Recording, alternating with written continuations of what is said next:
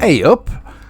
I think most people here in the UK will agree that this summer has been an outstanding motorcycle season. Record sunshine and minimal rain, which means the majority of us haven't had to wash our motorcycles as often as we usually do. In fact, my Classic 350 hadn't been washed at all since I took delivery. Okay, when I've been filming it, I've had to give it a quick spritz over with a fast detailer to make it look presentable, but it's not actually been washed. Now, of course, the downside to a long, hot, dry summer here in the UK, partly due to the fact that our water companies over the last 30 years, despite an increase in population, haven't invested in more water storage, is that water levels in our reservoirs have now reached such a low level that they've had to implement hosepipe bans, something we have to contend with about every 8 to 10 years.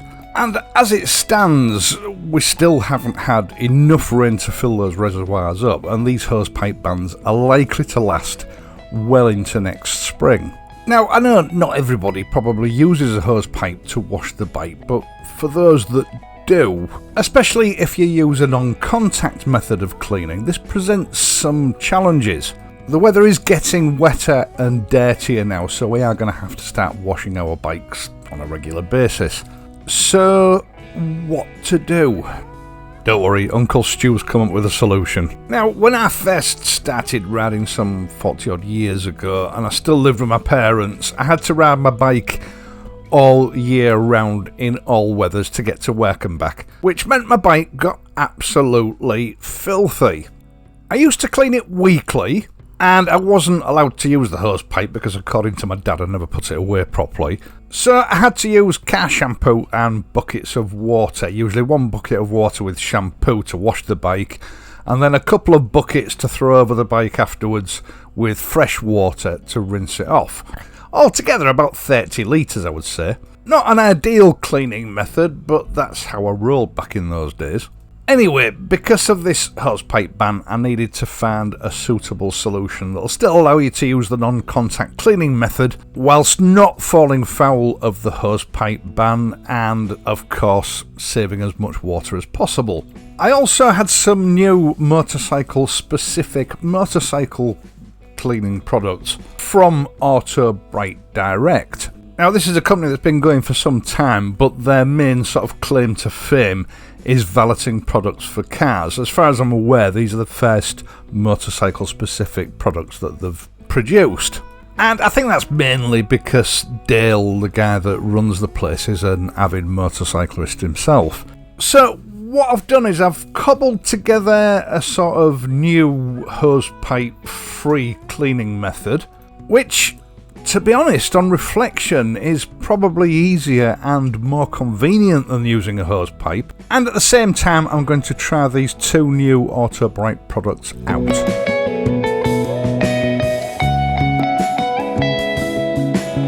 Now, I must admit, I was a little bit sceptical that this would work initially, but what I've come up with is this Ox Pump Action Pressure Sprayer. It's a 5 litre capacity. And yes, it's much like any other pump action pressure sprayer on the market. But I selected this one because of price. It was just under £13. And also the review ratings that it got for reliability. Now, I did have to partially refill this during filming, but that's mainly because I had to do multiple takes for some shots. And I was also using it for cleaning the chain, so I think 5 litres is enough for most people, but they do a larger version, although the price almost doubles for a bit of extra capacity. I mean, it's no hassle just topping one of these up while you're cleaning if you need to. It's equipped with a pressure release valve, so you can't over pressurise it. You just pump it until you hear a hissing from that valve, and then you know you're good to go. You simply fill it up to the 5 litre mark with cold, clean water, and then unlock the handle and pump it up until, as I say, you hear the relief valve hiss. And I think I had to recharge this sort of 3, maybe 4 times throughout the whole cleaning operation, so it's pretty easy and convenient, really. Now, once you've pressurised it, you can lock the handle in place, which is then handy for carrying it around as you're wetting the bike down. But it does come with a shoulder strap if you prefer to just, sling it over your shoulder. And I'll leave a link for this pressure sprayer in the video description down below for anybody that's interested in having a look.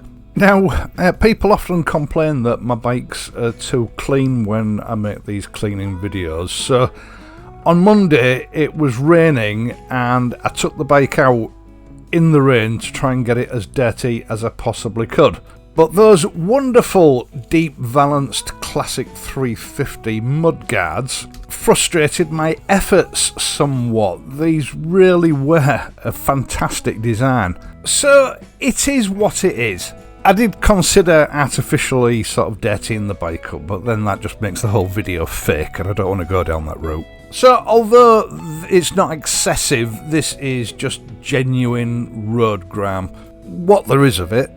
Now, obviously you don't clean your chain every time you wash your bike. I usually re-lube my chains every 200 to 400 miles, but I generally only clean them about once every 1,000 miles. But if you are cleaning your chain at the same time that you're cleaning your bike, you should always treat that with the cleaning agents first to give them time to soak in, because obviously the grime and the lubricant is quite thick, so it requires some time to act. Now, this Hosepipe Direct chain and sprocket degreaser is my favourite type of degreaser. It's water soluble, which is far easier to use and is generally far more cost effective than the solvent based cleaners. It comes with a standard cap for transport purposes, but obviously the trigger spray is included. And as chain cleaners go, I have to say I'm rather impressed with this one. First of all, just dampen your chain down with some water. Now, the main reason for this is supposed to be to sort of dislodge any grit or dirt that's easily removable in that way. But my experience is that it also helps these cleaners to sort of integrate and get into the chain. And then once you've wetted your chain off, give it just one good coat of this Hosepipe Direct degreaser and allow it to soak in for 3 or 4 minutes. Now, I use Silcoline Titanium Dry Lube and it's really sticky, tenacious stuff. It's quite difficult to get off. Ordinarily, even with a water-soluble degreaser, I found it takes at least 2 applications with the degreaser and brush to move this stuff. But this degreaser shifted it first time, which is quite impressive. Now, once you've allowed it to soak in for a few minutes, give it a good scrub with a chain brush. Now, it's dependent on the weather. You shouldn't allow this stuff to dry out before rinsing it off. If the weather conditions allow, you can get on with cleaning the rest of the bike and then rinse the chain off while you're rinsing the bike off. Which is what I did on this occasion. After I brushed it, I just gave it a quick spritz over with some more of the degreaser and then left it to do its job while I cleaned the bike.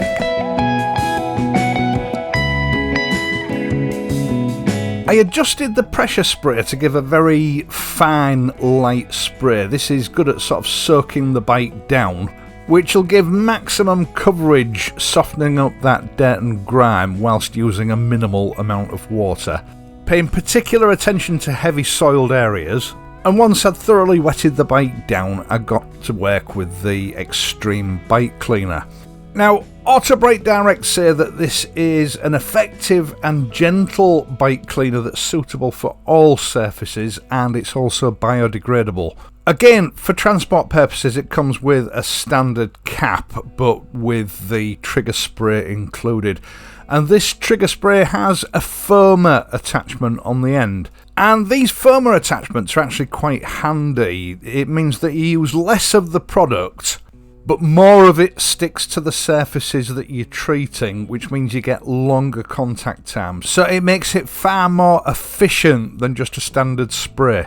And as I say, it's more economical because you're actually using less of the product. Again, don't let this stuff dry out on your bike. If it's very hot or very windy, just treat small sort of sections of the bike at a time, wet it down, treat it, allow a minute or two's contact time and then rinse it off so that it doesn't dry out. But as I said earlier on, the conditions were pretty good on the day that I was doing this, so I managed to get the whole bike sort of firmed down.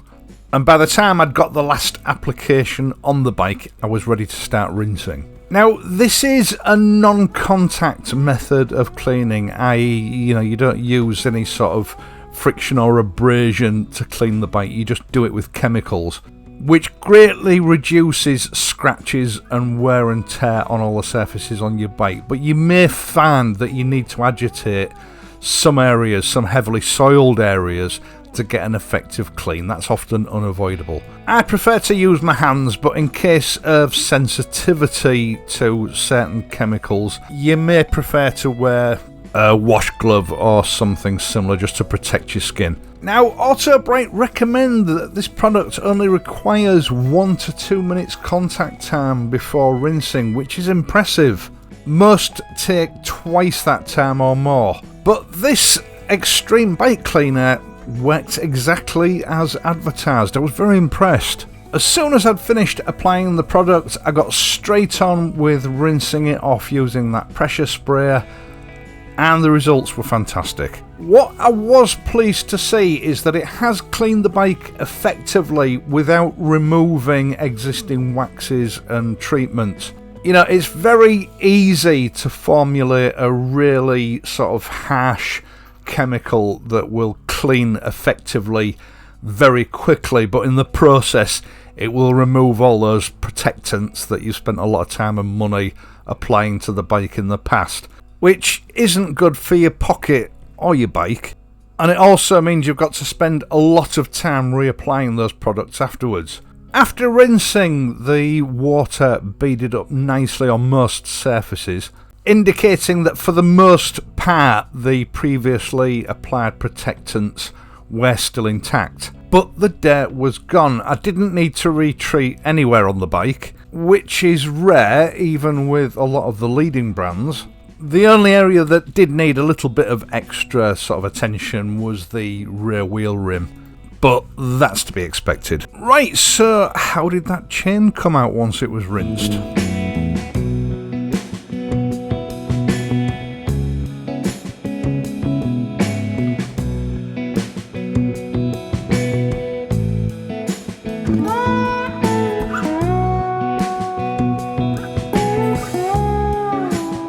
Well, as you can see, it came up pretty much as good as new.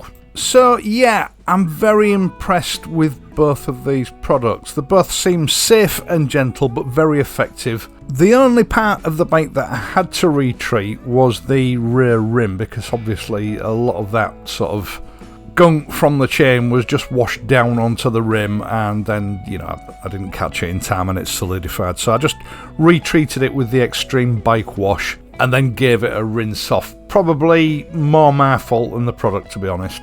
It just had a sort of a slightly greasy haze on it that I wasn't happy with. Now, these chains can go rusty if left unprotected, so I de-watered it first by spraying it with Muck Off MO94, but any light oil content rubber safe maintenance spray will de-water effectively without damaging the O-rings.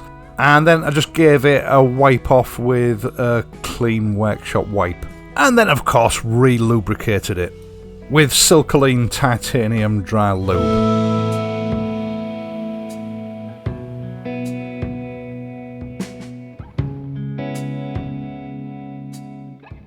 It was then time to get the bike dried up, and I just used my bike dryer for that.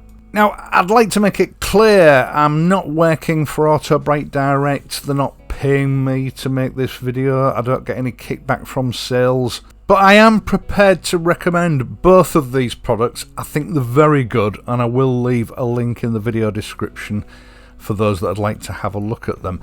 I've also negotiated a 10% discount, which is accessible by means of a unique discount code, which will also be in the video description. I shouldn't be surprised, really. I have been using Autobike products for, the last 2-3 years, and for the most part, I'm impressed with all of them. And I think it's fantastic that at long last they have actually brought out a motorcycle specific range. Now they did also send me a bottle of a ceramic based quick detailer, which I will review in the future, but I just haven't had it long enough really to ascertain whether I'm completely happy with it. Cleaning products like these gives you instant results, so you know you can say yes or no on completion of the first job. A protectant, it's a little bit difficult. You've got to wait and you've got to give it time and you've got to put it through its paces to really work out whether it's worth using or not. So hopefully I'll be posting a review on that in the not too distant future. Likewise, that pressure spray, I don't know why I haven't thought of this before. It worked really well. It's not very powerful, so you're not going to be able to blast dirt off with it. But for the simple task of wetting a bike down and then rinsing it off after using these sort of chemicals, it's perfect for the job. It's a lot less hassle than a hose pipe. It also saves a lot of water compared to a hose pipe, and for the most part it is just as effective. As I said earlier on, I'll leave a link in the video description for anybody that's interested in getting their hands on one. Now, as for actual product usage, as you can see, I used about 20% up of both bottles, so you're going to get approximately 5 bike cleans out of each of these products. And I think on reflection, I could possibly have got away with using less. It was the first time I was using them. With a lot of similar products, you often go through at least half a bottle with one clean. So again, this is quite impressive. So they should work out quite economical in use. Now, just to finish off, after I'd finished using the bike dryer, I started the bike up and let it run for 5 or 10 minutes. That just helps to chase away any moisture that you've missed, although obviously if it's a reasonable day and it's dry, take the bike out for a run.